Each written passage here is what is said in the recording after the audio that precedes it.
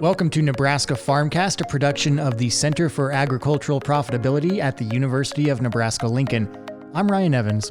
According to the Federal Reserve Bank of Kansas City, the value of non-irrigated cropland in the Central Plains region of the U.S. increased by up to 28% in the third quarter of this year compared to the same period in 2020. For more on the reasons behind this and the outlook for land values in 2022, I am joined by Jim Jansen, an agricultural economist here at UNL.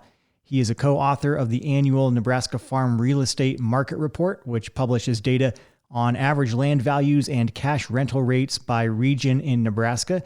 And he has co-written a new article on our website, cap.unl.edu, about the Fed's third quarter findings. Hello, Jim. Thanks for having me.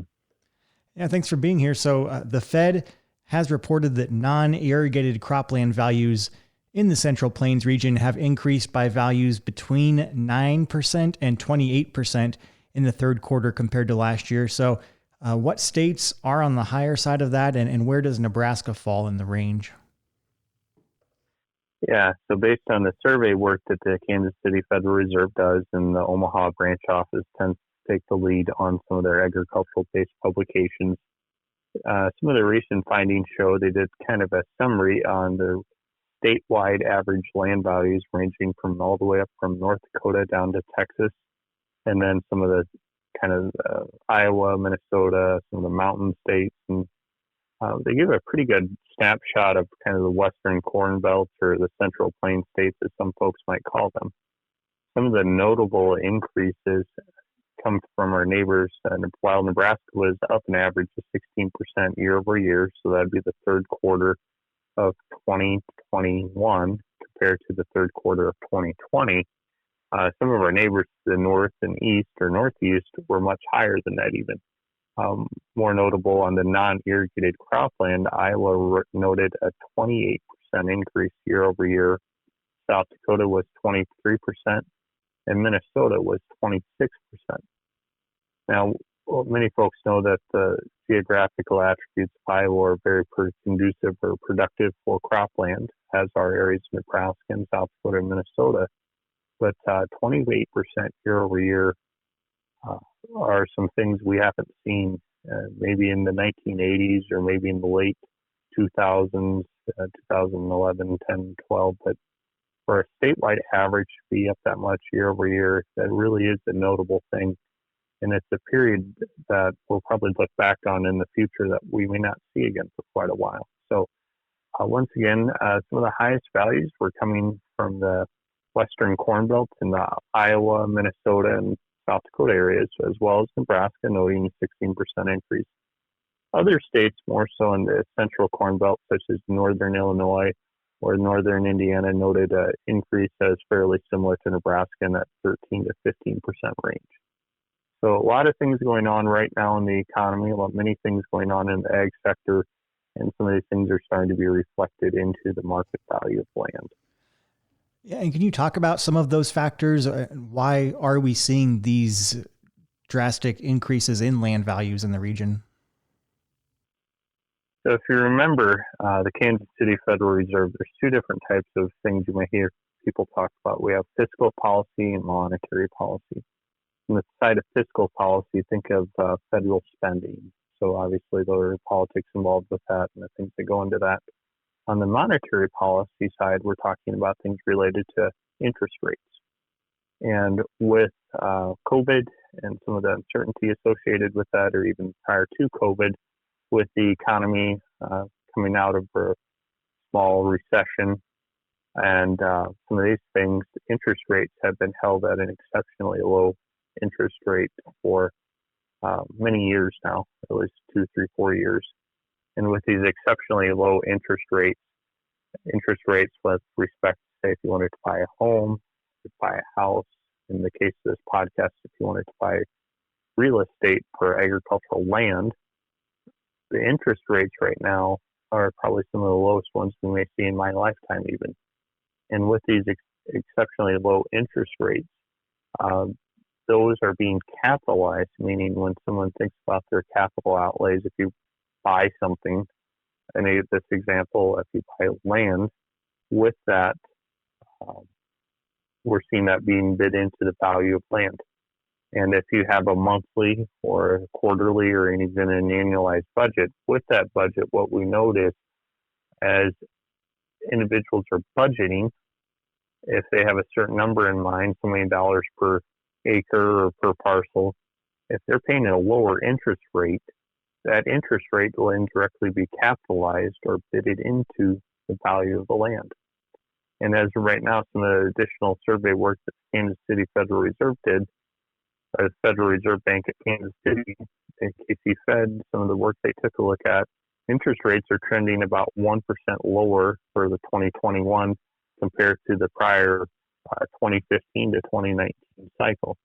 And even during 2015 to 2019, interest rates, while they were higher, were still very competitive compared to some of the historic numbers we may have seen in the 1990s or early 2000s. So with these interest rates, we're also seeing a period in which there's been an exceptional amount of disaster aid of various kinds paid out to agricultural operations, stabilize ag markets, and make up for losses due to things with soybeans. For example, the marketing facilitation payments help offset some of those losses. The coronavirus food assistance program is another disaster assistance payment made to many agricultural operations across the Midwest and Corn Belt and Central Plains states. And also there's been an aid in the form of the PPP, the Paycheck Protection Program. With all these different programs, we've also seen much better prices than, say, a year or even 18 months ago. And with these better prices, profitability, the farm income for the state of Nebraska, surrounding states, is probably in a much better place than it was even a year or 2 years ago. And with these things, people are looking at it and making investments. And investments may come in the form of machinery. We also note in the article that prices in used as well as new machinery are considerably higher, just given the fact with the availability of profitability and desirability in terms of financing right now.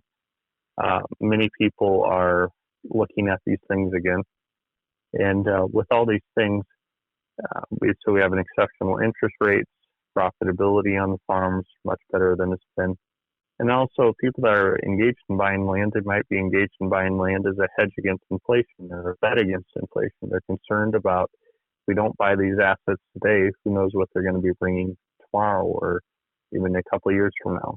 So it's a hedge against that inflation. So many of these different forces are highlighted in the article, and they kind of intertwine with the idea of why is land worth what it is. Well, it's worth what it is because of all these different factors or economic forces having a strong influence on the agricultural markets. And I know, Jim, no one has a crystal ball, but as we look forward to 2022, what do you expect to happen with land values? Do you expect them to keep rising, or what's around the corner, do you think? All right. So on the topic of interest rates are a period right now that more likely than not, some of the monetary policies to combat inflation will probably be rising at some point in the future. And also farm profitability is a question that many of us are facing with higher input expenses. An example on the cropland side, where its price of fertilizer are going to be headed in 2022.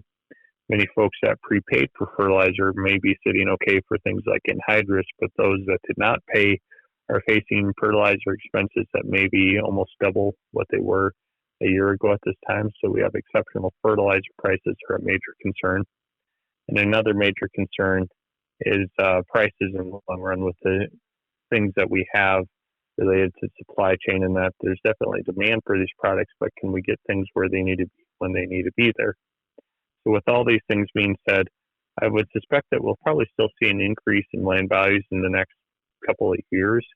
It probably won't be 28% year over year in Iowa, but we may see a stronger market once again. It's all relative to what is the base value for the land and how do you figure out the percent change year over year. And I think that might have a kind of a shakeout or a look at how things are coming out at. All right. That is Jim Jansen, agricultural economist with the University of Nebraska-Lincoln. Again, he has co-authored a new article on this third quarter data that the Federal Reserve Bank of Kansas City has put out, and you can find that on our Center for Ag Profitability's website at cap.unl.edu. And also on the site there, you can find the annual Nebraska Farm Real Estate Market Report with land values and cash rental rates for different regions across the state. Again, that's all at cap.unl.edu. Jim, thanks so much for your time. Thanks for having me. Nebraska Farmcast is a production of the Center for Agricultural Profitability at the University of Nebraska-Lincoln. For the latest research-based information and education resources to manage your farm or ranch operation, visit our website at cap.unl.edu. That's cap.unl.edu.